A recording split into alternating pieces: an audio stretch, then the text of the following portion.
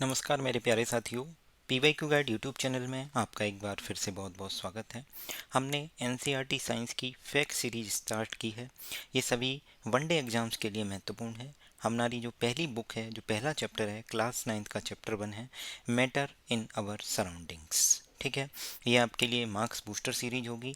Exam oriented series है। Exam में जो जो चीज़ें पूछी जाती हैं या पूछी जा सकती हैं वो मैं आपको बताऊंगा। हमारे टेलीग्राम चैनल का लिंक डिस्क्रिप्शन में दिया गया है, जहाँ पे इस वीडियो से रिलेटेड जो भी क्वेश्चंस होंगे हम चैनल पर मैं आपको बताऊंगा टेलीग्राम चैनल पर क्या क्वेश्चंस इस वीडियो से, इस चैप्टर से पूछे गए हैं in previous years different different exams में। ठीक है, आइए शुरुआत करते हैं। ये पीवाईक्यू गाइड ऑफिशियल चैनल का क्यूआर कोड है। ये हमारा चैनल है पीवाईक्यू गाइड ऑफिशियल चैनल। आइए शुरुआत करते हैं। सबसे पहले chapter 1 matters in our surrounding. इसको शुरुआत करने से पहले मैं आपको एक ब्रीफ ओवरव्यू दूंगा पूरे चैप्टर के बारे में, जिससे कि आपको आइडिया लगेगा कि इस चैप्टर में हम क्या क्या पढ़ने वाले हैं। ठीक है, तो क्लास 9th का जो ये चैप्टर 1 है, इसका नाम है matter in our surroundings.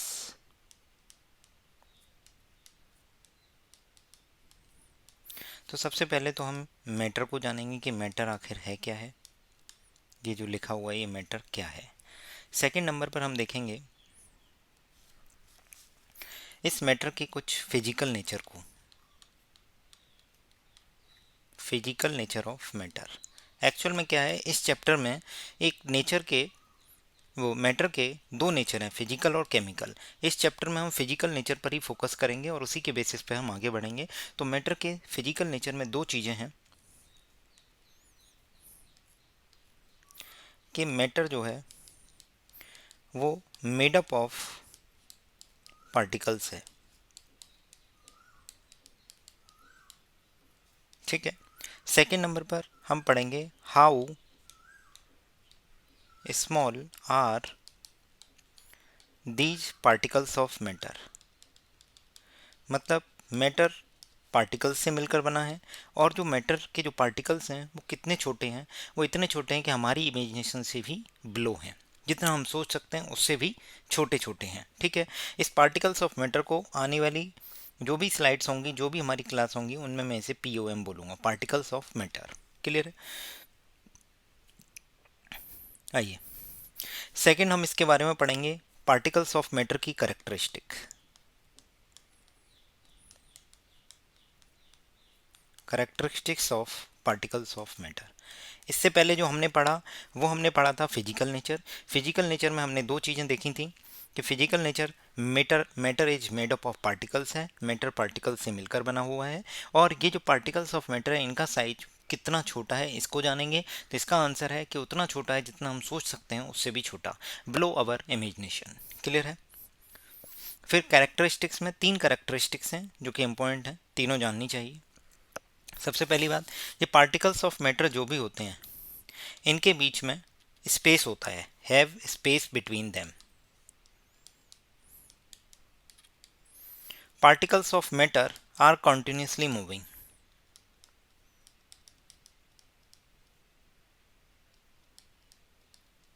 Are continuously moving. Particles of matter attract each other. अब आप समझ जाइए कि जो हमारे पार्टिकल्स ऑफ मैटर हैं, जिसके हम फिजिकल नेचर को फोकस करते हुए इस चैप्टर में पढ़ने जा रहे हैं, मैटर के बाद फिजिकल नेचर ऑफ मैटर पढ़ेंगे, जिसमें हमने जाना कि मैटर जो है मेड अप ऑफ पार्टिकल्स है और उन पार्टिकल्स का साइज क्या है वो हमारी इमेजिनेशन से भी ब्लो है। फिर हम पार्टिकल्स ऑफ मैटर की कैरेक्टरिस्टिक के बारे में बात करते हैं। तो तीन इसकी कैरेक्टरिस्टिक है कि पार्टिकल्स ऑफ मैटर के बीच में स्पेस होता है, पार्टिकल्स ऑफ मैटर्स जो होते हैं वो कंटिन्यूसली मूव करते रहते हैं, पार्टिकल्स ऑफ मैटर जो है वो अट्रैक्ट करते हैं एक दूसरे से। ठीक है, जब पार्टिकल्स ऑफ मैटर एक दूसरे को अट्रैक्ट करते हैं, कंटिन्यूसली मूव करते हैं, तो यहाँ पे हम एक डेफिनेशन सीखेंगे डिफ्यूजन की। जब मैं पढ़ाऊँगा तभी बताऊँगा कि यहाँ पे हम एक चीज़ सीखने वाले हैं, क्या, डिफ्यूजन। क्लियर है। नेक्स्ट हमारा रहेगा कि हम स्टेट्स को देखेंगे, स्टेट्स ऑफ मैटर। मैटर की क्या क्या स्टेट्स होती हैं।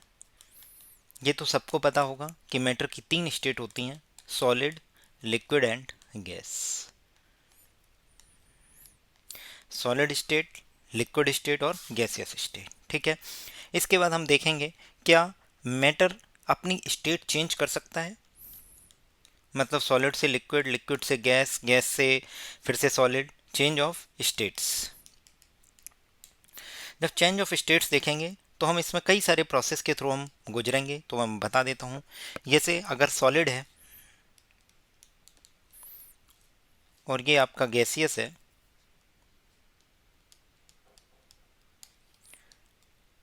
और ये है लिक्विड,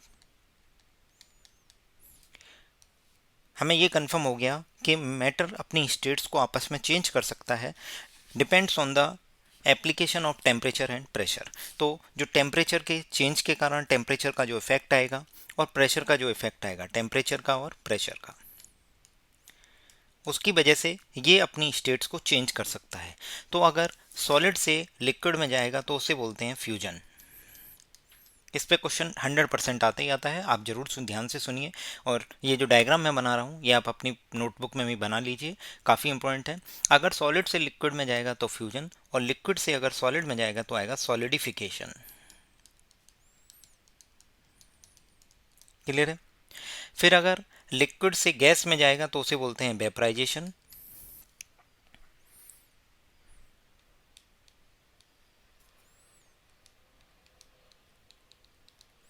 और अगर गैस से लिक्विड में जाएगा तो उसे बोलेंगे कंडेंसेशन। अब हमारे पास सॉलिड और गैस का कन्वर्जन है, तो सॉलिड से अगर गैस में भेजेंगे तो बोलेंगे सब्लिमेशन, वेरी इंपॉर्टेंट, बहुत बार पूछा गया है। सॉलिड से सीधे गैस में सब्लिमेशन। और अगर गैस से सॉलिड में आएगा तो उसे बोलेंगे डिपोजिशन। क्लियर है? तो हमने जो चीज़ें जानी कि मैटर क्या होता है, मैटर का फिजिकल नेचर क्या है, कि मैटर पार्टिकल से मिलकर बना है, और साथ ही साथ सॉरी कि जो मैटर पार्टिकल से मिलकर बना है, और मैटर के जो पार्टिकल्स हैं वो कितने छोटे हैं, तो हमारी इमेजिनेशन से बिलो हैं। उसके बाद हमने करेक्टरिस्टिक देखी, तो करेक्टरिस्टिक में 3 करेक्टरिस्टिक हैं पार्टिकल्स ऑफ मैटर की, कि उनके बीच में स्पेस होता है पहला। दूसरा, वो कंटिन्यूसली मूव करते हैं, जहाँ पे हम एक डेफिनेशन देखेंगे डिफ्यूजन की। तीसरा हमने पढ़ा था कि पार्टिकल्स ऑफ मैटर एक दूसरे को अट्रैक्ट करते हैं। नेक्स्ट हमारा था मैटर की क्या स्टेट्स हैं, तो मैटर की 3 स्टेट्स हैं, सॉलिड, लिक्विड और गैस। सॉलिड, लिक्विड और गैस जो स्टेट्स हैं, ये इफेक्ट ऑफ टेम्परेचर और इफेक्ट ऑफ प्रेशर की वजह से आपको इनके इफेक्ट की वजह से इनमें क्या होते हैं, इनकी स्टेट्स चेंज हो जाती हैं। तो जब हम इफेक्ट ऑफ चेंज ऑफ, एक सेकंड,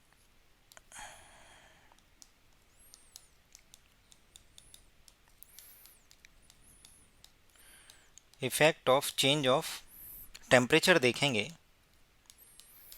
तो हम यहाँ पे मेल्टिंग पॉइंट के बारे में जानेंगे, बॉइलिंग पॉइंट के बारे में जानेंगे, लेटेंट हीट ऑफ फ्यूजन जानेंगे, और लेटेंट हीट ऑफ वेपराइजेशन जानेंगे।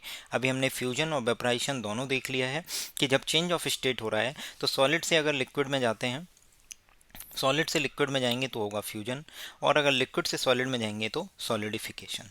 लिक्विड से गैस में जाएंगे तो वेपराइजेशन, और गैस से लिक्विड में जाएंगे तो कंडेंसेशन। सॉलिड से गैस में जाएंगे तो सब्लिमेशन, और गैस से सॉलिड में आएंगे तो डिपोजिशन। ये सारी की सारी चीज़ें हम सीखने वाले हैं। ठीक है, ये भी मैंने बताया, मेल्टिंग पॉइंट भी जानेंगे, बॉइलिंग पॉइंट जानेंगे, और latent heat of vaporisation, latent heat of fusion भी जानेंगे। एक नया टर्म हम अब इंट्रोड्यूस कर रहे हैं, एवेपोरेशन, इसको भी जानेंगे। इस चैप्टर में हम एवेपोरेशन को भी पढ़ने वाले हैं। एवेपोरेशन को कौन कौन से फैक्टर अफेक्ट करते हैं इसको भी जानेंगे,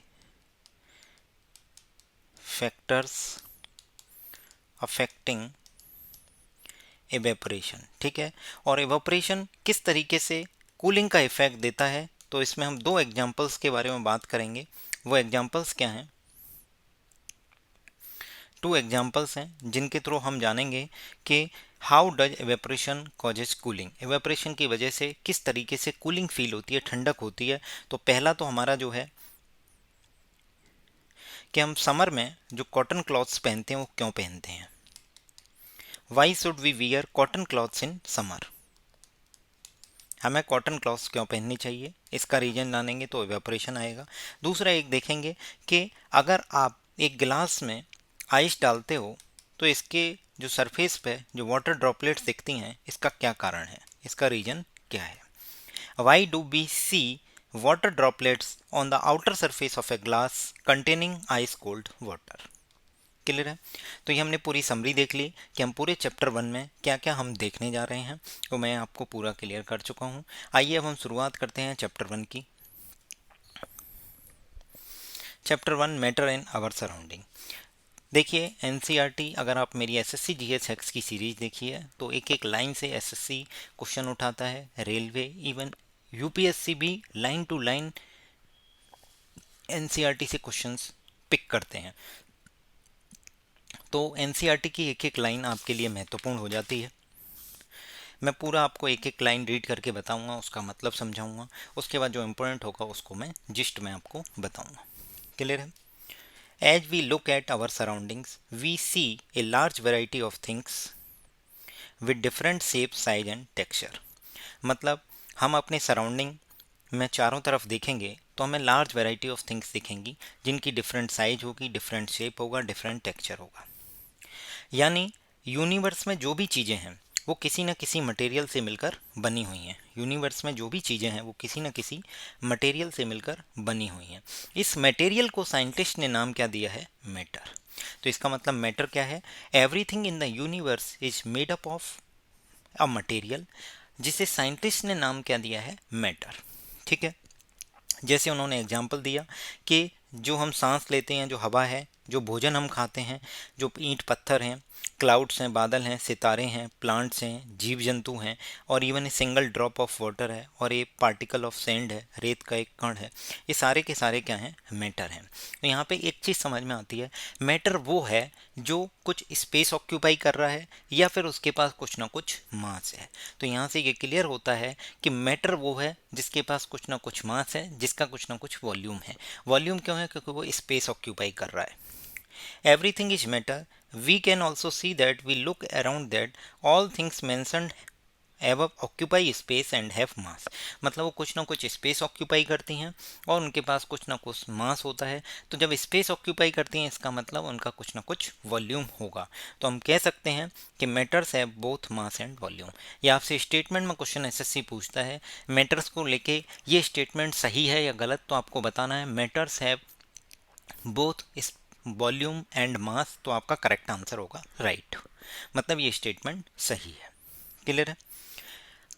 अब जो ह्यूमन बीइंग है वो मैटर के बारे में बहुत दिनों से खोज कर रहा है। तो इसी सीरीज में जो अर्ली इंडियन फिलोसोफर हैं और एंशियंट ग्रीक फिलोसोफर हैं, उन्होंने मैटर को क्लासीफाई किया कि मैटर 5 बेसिक एलिमेंट से मिलकर बना है। यही लाइनें लिखी हुई हैं। Since early times human beings have been trying to understand their surroundings, early Indian philosopher classified matter in the form of 5 basic elements. RRB ALP ने एक क्वेश्चन एक बार पूछा है केवल और केवल इसी चीज़ पे कि मैटर कितने तरीके के बेसिक एलिमेंट से बना है। तो आपका करेक्ट आंसर था वहाँ पे 5। ऐसे याद कर सकते हैं 5 आपका जो हैंड है उसमें 4 फिंगर और 1 थंब है, मतलब टोटल 5 है। तो ये 5 आपके जो हैं वो तत्व हैं। आपका शरीर भी इन 5 तत्वों से मिलकर बना है। ये 5 तत्व क्या हैं? जो 5 बेसिक एलिमेंट्स हैं वो क्या हैं? इन्हें बोलते हैं पंच तत्व। इसे आपको ऐसे ही याद रखना है। एयर है, अर्थ है, फायर है, स्काई है और वाटर है। सॉरी, मतलब आप समझ सकते हैं, जल है, जल हो गया, थल हो गया, वायु हो गया, और थल पे क्या लगती है? फॉरेस्ट, फायर हो गया, और आपका जो एयर है वो स्काई ऊपर फ्लो करती है। तो आप ऐसे याद कर सकते हैं, जल, थल और वायु, ये तो आपको याद हो गया। उसके बाद फायर हो गया और आपका स्काई। क्लियर है? तो ये 5 जो हैं पंच तत्व हैं, इनसे मिलकर बना हुआ है। जितनी भी लिविंग है, नॉन लिविंग है, जितनी भी चीज़ें हैं इस यूनिवर्स में, वो सारी की सारी इन 5 बेसिक एलिमेंट से मिलकर बनी हैं, जिन्हें पंच तत्व बोला गया है। एयर है, अर्थ है, फायर है, स्काई है और वाटर है।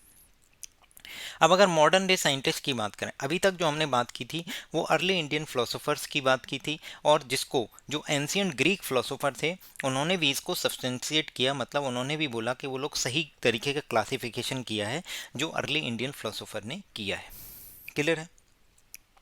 अगर मॉडर्न डे की बात करें तो मॉडर्न डे में मैटर की जो प्रॉपर्टीज हैं, फिजिकल नेचर और केमिकल नेचर, यानी फिजिकल प्रॉपर्टी और केमिकल नेचर के बेसिस पे उन्होंने क्लासिफिकेशन किया। इस चैप्टर में हम केवल और केवल फिजिकल प्रॉपर्टीज को लेके ही हम इस चैप्टर में पढ़ने वाले हैं। केमिकल प्रॉपर्टीज, केमिकल एस्पेक्ट को हम आगे वाले चैप्टर्स में देखेंगे। ठीक है, तो फिजिकल नेचर ऑफ मैटर में मैं आपको बता चुका हूँ कि फिजिकल नेचर ऑफ मैटर में आपको ऑलरेडी बता चुका हूँ कि matter made up of particles है, ये पता करना है। और दूसरा, ये जो पार्टिकल्स ऑफ मैटर हैं ये कितने स्मॉल हैं, how small these particles of matter are. Clear है? तो जब matter is made up of particle, इसको प्रूव करने के लिए दो स्कूल ऑफ थॉट से, दो विचारधाराएं थी कि मैटर कॉन्टिन्यूस है, जैसे ब्लॉक ऑफ वुड है। एक दूसरा बोला गया कि मैटर पर्टिकुलेट है, लाइक सैंड। तो इसको प्रूफ करने के लिए क्या किया गया, एक एक्टिविटी परफॉर्म की गई, ये आपको ध्यान नहीं रखनी है। इस एक्टिविटी में क्या है कि ये वाटर है, इसमें क्या किया गया, नमक डाला गया, सॉल्ट डाला गया या फिर शुगर, कुछ भी चल लो। उसके बाद इसके वाटर लेवल को चेक किया गया, तो हमने पाया कि जो सॉल्ट है या शुगर है वो वाटर में पूरी तरह घुल मिल गया है, इंटरमिक्स हो गया है। तो यहाँ पे हमें लिखा गया है, when we dissolve salt in water, salt या फिर sugar, the particles of salt get into the spaces between the particles of water. मतलब सॉल्ट के या शुगर के जो पार्टिकल्स थे उन्होंने पार्टिकल्स ऑफ वाटर में स्पेस पा लिया है। इसका मतलब वाटर के जो पार्टिकल्स थे उनके बीच में कुछ ना कुछ स्पेस था, तभी तो सॉल्ट के जो पार्टिकल्स हैं वो उसमें इंटरमिक्स हो गए, समा गए। तो यहाँ से ये क्लियर हुआ कि मैटर के अंदर कुछ ना कुछ पार्टिकल्स होते हैं, और साथ ही साथ ये भी क्लियर हुआ कि उन दोनों के बीच में कुछ ना कुछ स्पेस भी होता है।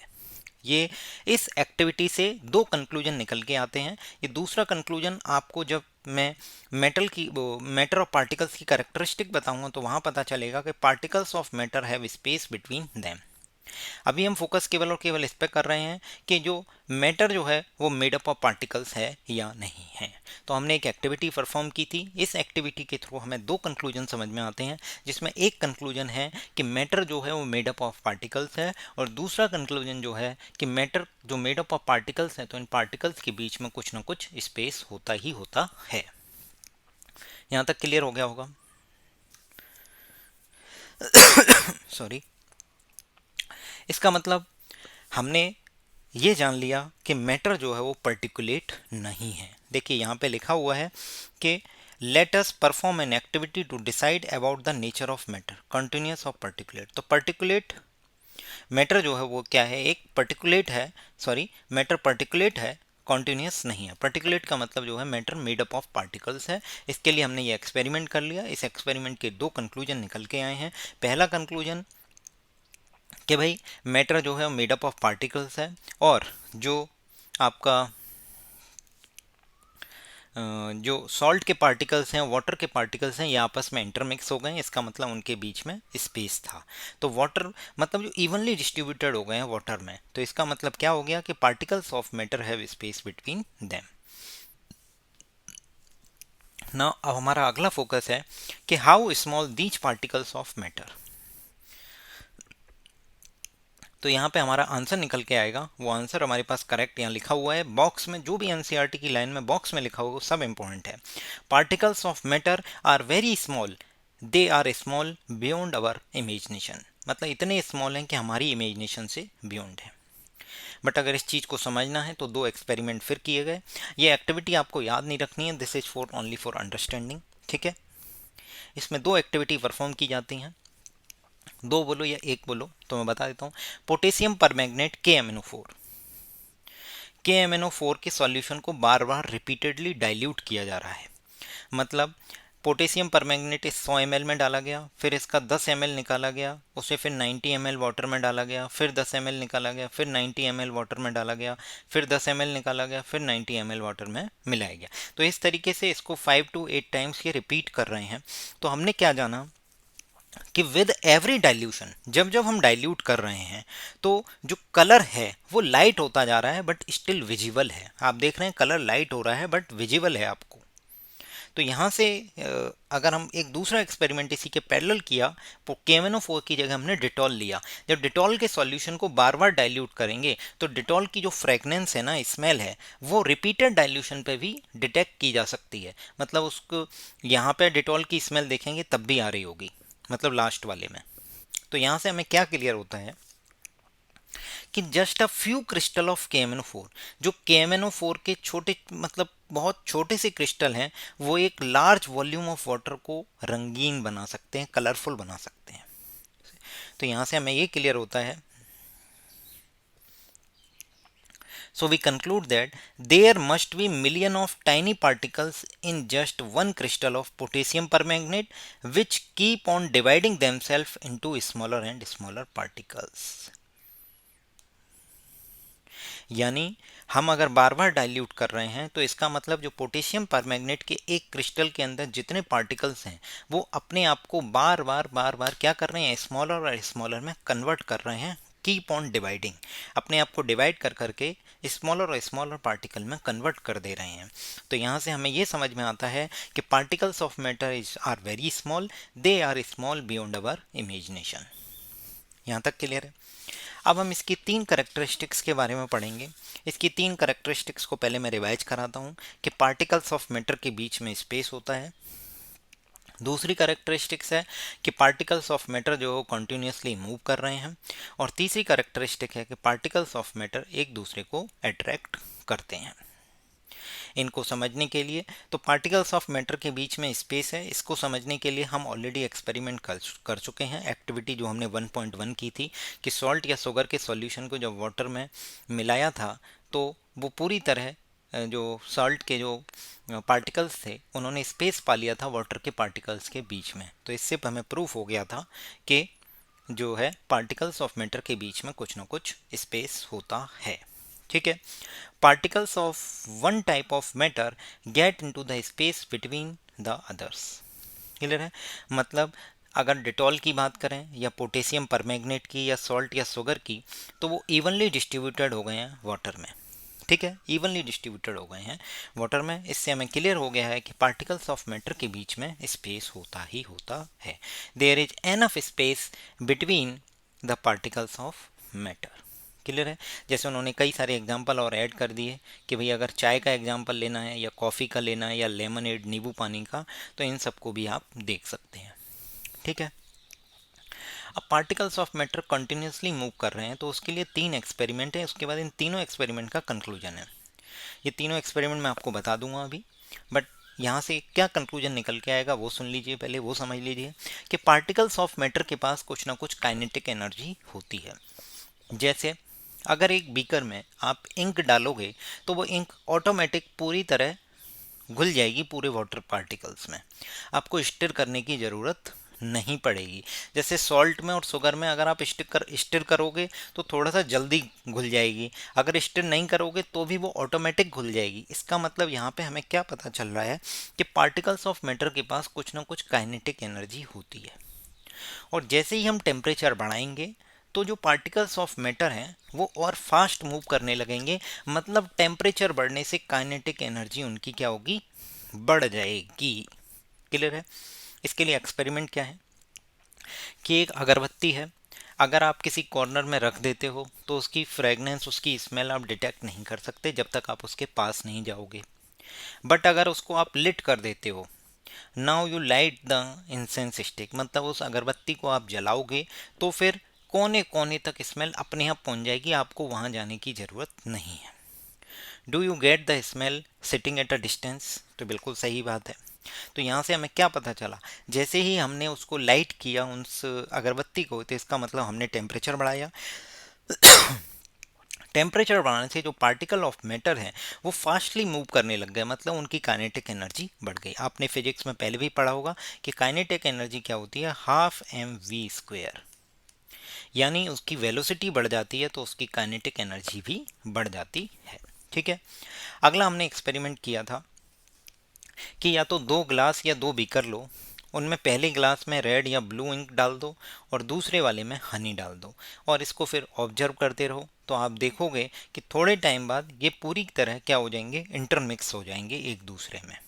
बिना कुछ किए particles of matter intermix on their own with each other by getting into the space between the particles।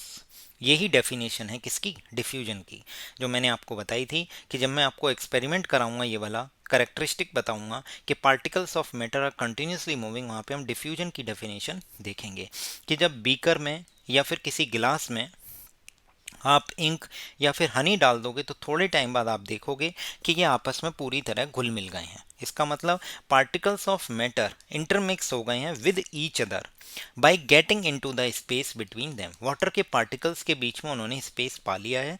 This is called diffusion. Clear है?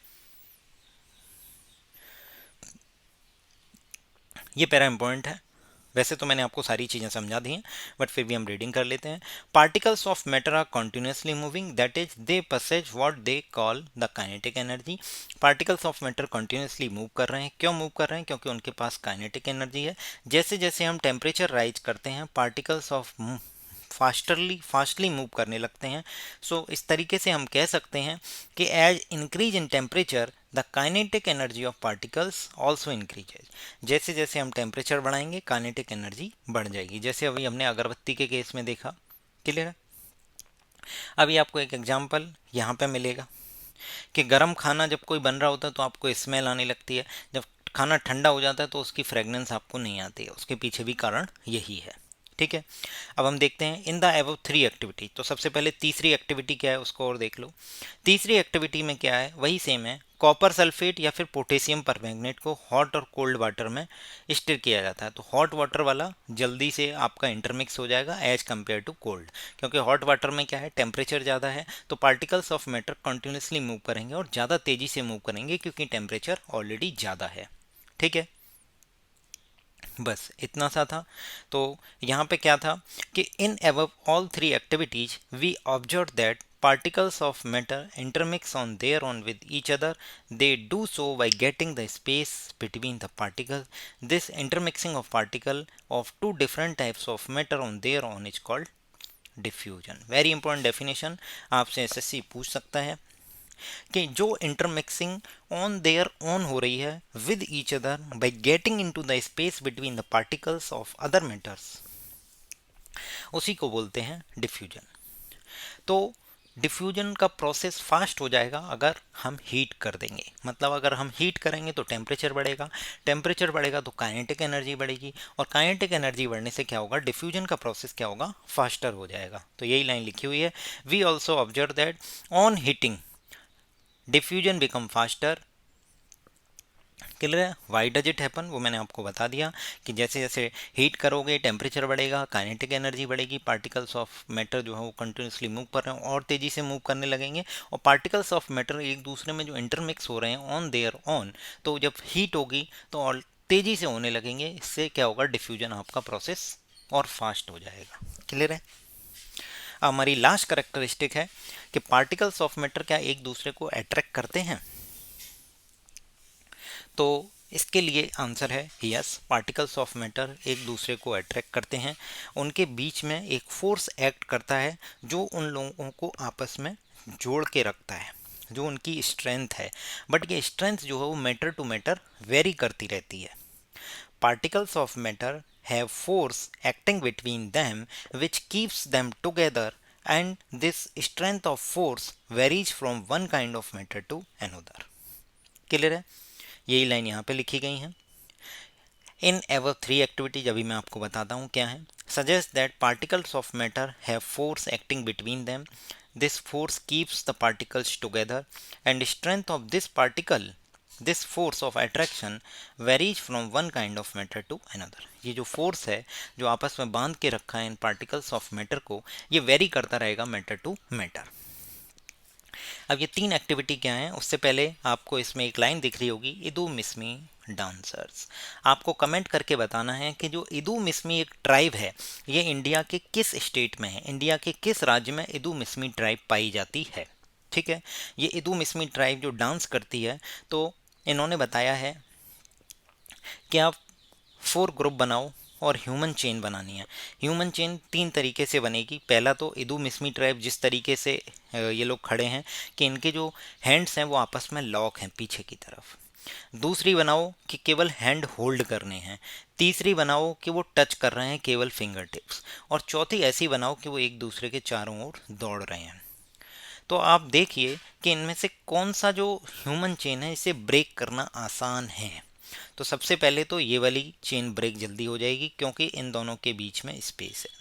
फिर ये टच कर रहे हैं मतलब इनके बीच में ज़्यादा फोर्स नहीं है तो ये चेन ब्रेक होगी। तीसरे नंबर पर जो हैंड होल्ड कर रहे हैं सबसे ज़्यादा फोर्स लगेगा इस चेन को ब्रेक करने में क्योंकि इनके जो हैंड्स हैं वो लॉक्ड हैं।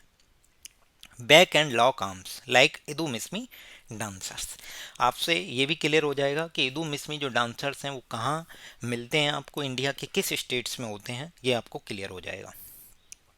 ये तो एक एग्जांपल बताया था, इसके थ्रू हम देख सकते हैं कि जो पार्टिकल्स ऑफ मैटर हैं उनके बीच में कुछ ना कुछ क्या होता है,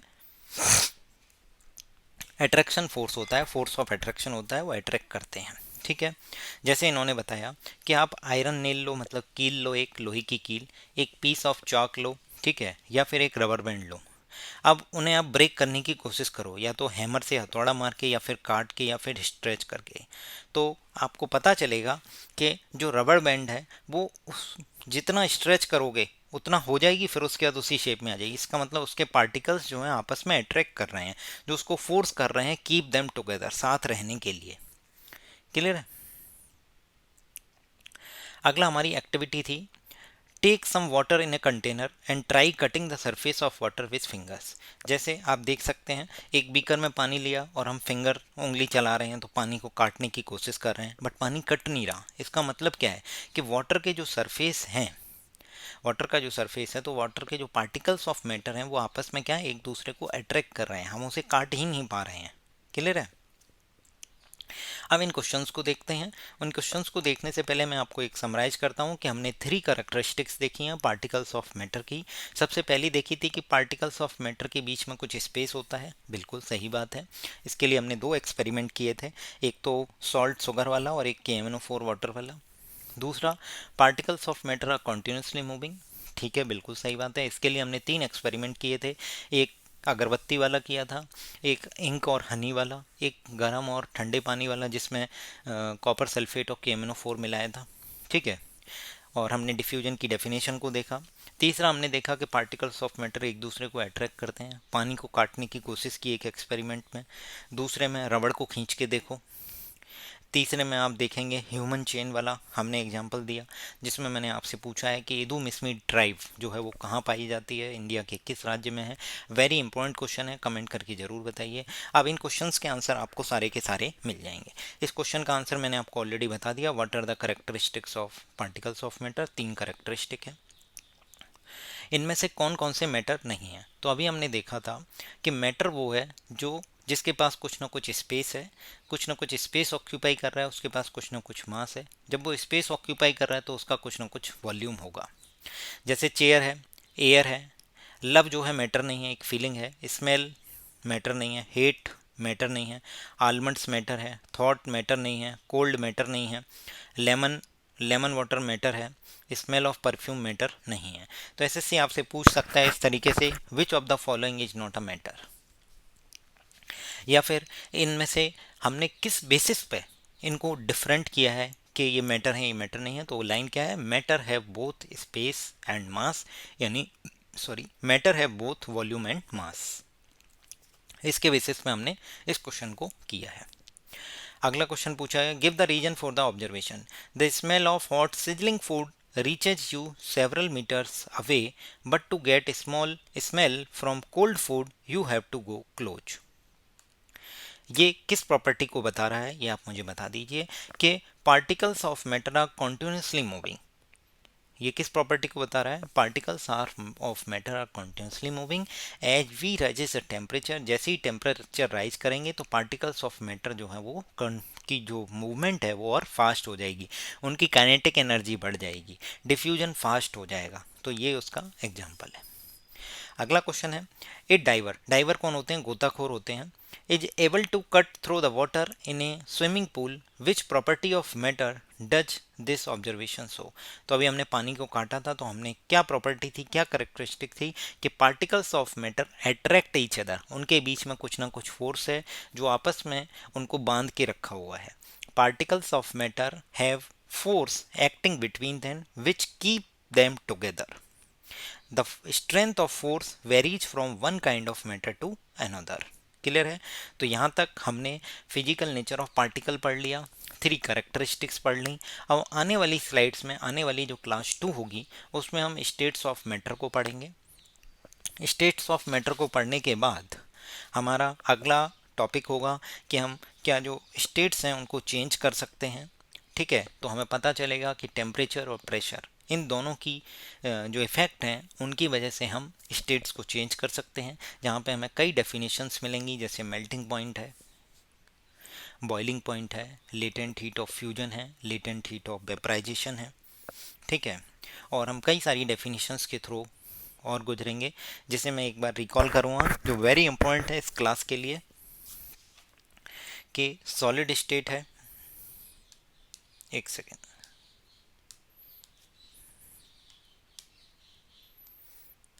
सॉलिड है, गैस है और लिक्विड है। सॉलिड से आप लिक्विड में जा रहे हैं तो आप क्या कर रहे हैं, फ्यूजन, और लिक्विड से गैस में आ रहे हैं तो सॉलिडिफिकेशन। क्लियर है? फिर लिक्विड से गैस में जाएंगे तो वेपराइजेशन, और गैस से लिक्विड में जाएंगे तो आपका क्या होगा, कंडेंसेशन। क्लियर है? सॉलिड से गैस में जाएंगे तो सब्लिमेशन, और गैस से सॉलिड में फिर से आएंगे तो डिपोजिशन। ठीक है, इन सभी डेफिनेशंस को देखेंगे। एक हम नया टर्म इंट्रोड्यूस करेंगे, तब हम एवेपोरेशन, तो एवेपोरेशन देखेंगे, और एवेपोरेशन में हम जानेंगे कि एवेपोरेशन के क्या इफ़ेक्ट हैं जो एवेपोरेशन को अफेक्ट करते हैं, और एवेपोरेशन की वजह से किस तरीके से कूलिंग महसूस होती है। गर्मी में हम कॉटन के कपड़े क्यों पहनते हैं? अगर एक गिलास में हम आइस कोल्ड वाटर डाल देंगे तो उसके सरफेस पे जो पानी की वाटर ड्रॉपलेट्स दिखती हैं वो किस वजह से दिखती हैं, ये सब हम इस चैप्टर में कंक्लूड करेंगे। ठीक है, इसकी 3 क्लासें लेंगे ज़्यादा से ज़्यादा। दूसरे चैप्टर में हम स्टेट्स ऑफ मैटर और वो उनको चेंज कर सकते हैं या कुछ डेफिनेशंस देखेंगे, और इसके बाद फिर हम अगली क्लास में एवेपोरेशन को देखेंगे। उम्मीद करता हूँ वीडियो आपको अच्छी लगी होगी। मैंने बहुत अच्छी कोशिश की है आपके लिए कि आपको एक एक चीज़ समझा दूँ, और आपके एग्ज़ाम में क्या क्या पूछा जा सकता है वो सब मैंने आपको बता दिया है, क्या क्या चीज़ें महत्वपूर्ण हैं। एनसीईआरटी की एक एक लाइन इंपॉर्टेंट है। टेलीग्राम चैनल का लिंक डिस्क्रिप्शन में आपको मिल जाएगा, आप जाके ज्वाइन कीजिए।